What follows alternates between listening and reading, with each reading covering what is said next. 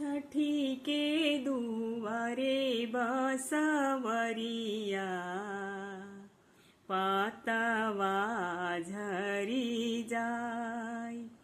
छठी के दुआरे बसवरिया पातवा झरी जाय।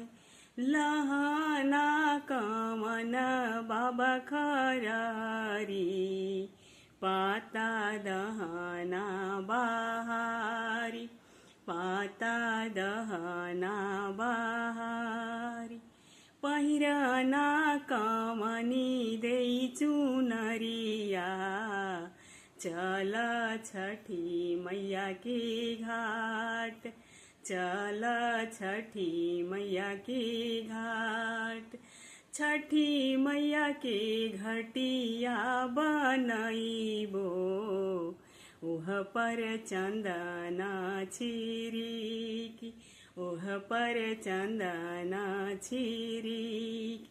चंदना छिरिकबो गहा गई छठी के चौक पुराई छठी के चौक पुराई।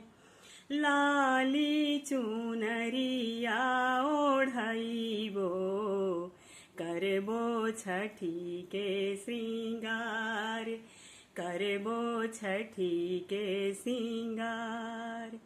जोड़ा कलशुप नारियरवा छठी मैया के अर्घ दियाय छठी मैया के अर्घ दियाय।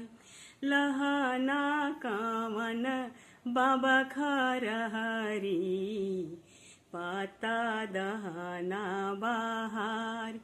लहाना कमन भैया खरहरी पाता दहना बहार। छठी के दुआरे बसवरिया